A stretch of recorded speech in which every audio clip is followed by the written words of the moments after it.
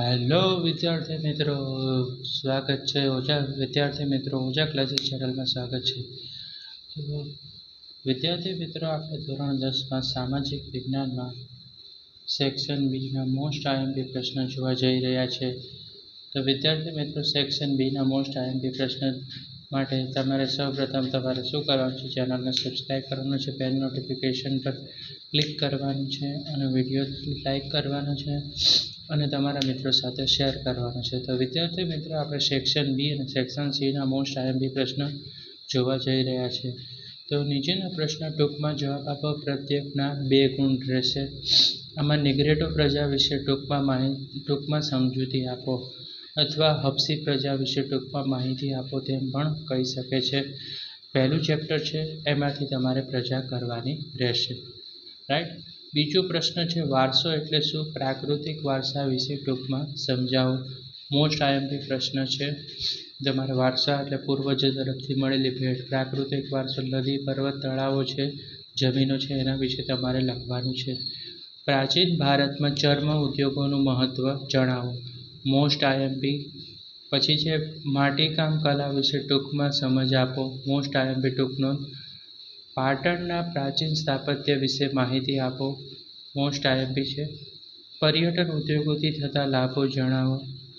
Important છે. પર્યટન ઉદ્યોગોથી આપણા દેશને કયા કયા લાભો થાય છે? વન સંરક્ષણ અંગેના કોઈ પણ 4 ઉપાયો જણાવો. Most IMP. ઇલોરાની ગુફા વિશે ટૂંકમાં સમજ આપો. Most important.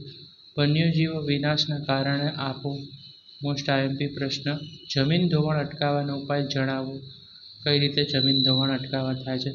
ખાંડ ઉદ્યોગ વિશે ટૂંકમાં માહિતી આપો. આતંકવાદની સામાજિક અસર જણાવો અને બજાર પદ્ધતિ વિશે ટૂંકમાં સમજ આપો. અને બીજો એક મોસ્ટ આઈએમપી પ્રશ્ન છે, આતંકવાદ અને બળવાખોરીનો તફાવત જણાવો. આતંકવાદ અને બળવાખોરીનો તફાવત જણાવો. અને બીજો એક છે, ખરીફ પાક અને રવિ પાકનો તફાવત. ખરીફ પાક અને રવિ પાકનો તફાવત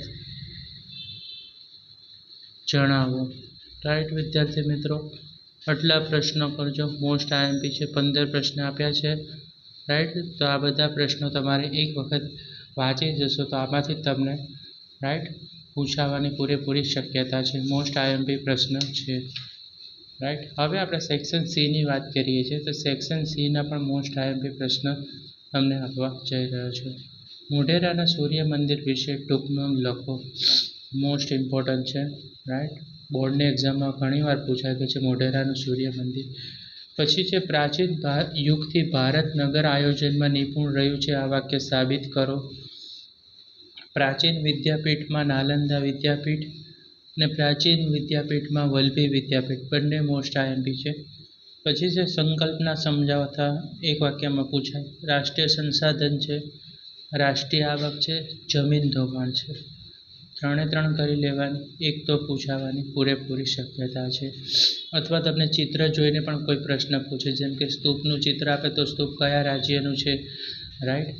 તેમાં કયા રાજ્યની લિપિ હતી, કઈ ભાષા હતું, તે બધું પણ ચિત્ર પ્રકારનો પ્રશ્ન આપે છે.